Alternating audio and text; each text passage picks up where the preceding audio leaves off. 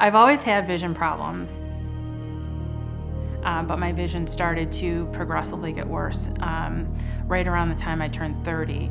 And every year my nearsightedness would get more severe. I couldn't see the details of little things like blades of grass, freckles on my kids' faces. My new optometrist started asking me questions that nobody had asked me before, and it was right in line with the concerns that I had brought up with previous optometrists. He took one look in my eyes and said that he thought I had Fuchs dystrophy. Your eyesight increasingly gets worse. You give up your independence. You live with a lot of pain. And I was going through a lot of that. I just thought I was tired, you know. If she really went blind, I didn't know how we were gonna get food or how we were gonna take care of ourselves, because I was the oldest and I was 10. So like, if she can't do anything, we don't have anybody else. The specialist that I saw the very next day said, I would really love to put you on the transplant list and get this done right away because you are going blind. It's not a matter of if, it's a matter of when.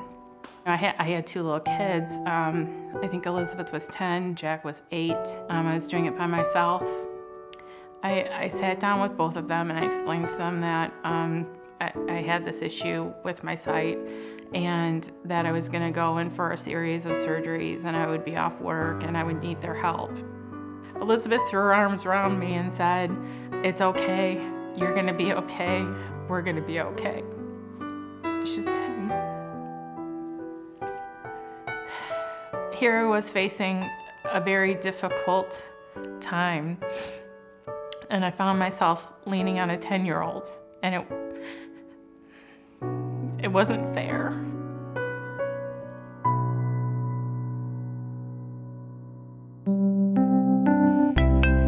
I had 4 procedures total, 2 each for each eye. It was probably about a month before I started seeing. Again. You know, things that I had missed for years started to come into focus, and I realized how I was adapting to having Fuchs. Walking through life, I see things very differently. I notice things that I probably would have not noticed, like the freckles on my kid's face. Before, I lived life in 2 dimensions. Now, it's 3. By speaking with people from the Michigan Eye Bank, it really solidified how many players are actually in the entire process. You know, there was one incredible hero who died before their time. Between that person and yourself, there are people that talk to the family on the other side. There were people that talked to me. There was a surgeon involved and his staff talking with the Michigan Eye Bank and getting that tissue. And when you think about how many people came to my rescue, the logical thought process is, how can I be one of those people for somebody else? My son had this bright idea of creating 30 pet rocks. You know, we painted them, we decorated them, and we put googly eyes on them and everything. And then I just said, we should try and fundraise with this. He was the one who came to me and said, whatever money I raise on these 30 rocks, I want to give it to the Michigan Eye Bank. What a great idea, right? We have probably painted about 2,000 rocks and have sold them all. I think the most expensive rock, we received $250 for a rock.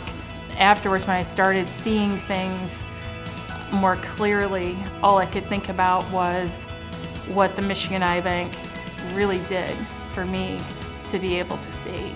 Their dedication to restoring sight in people they don't know, and myself, is amazing. Even giving back and volunteering for the Michigan Eye Bank, I see the energy that everybody has and their passion about spreading the word about what they do and restoring sight, and they gave me hope. And they gave me sight, so I can't thank them enough.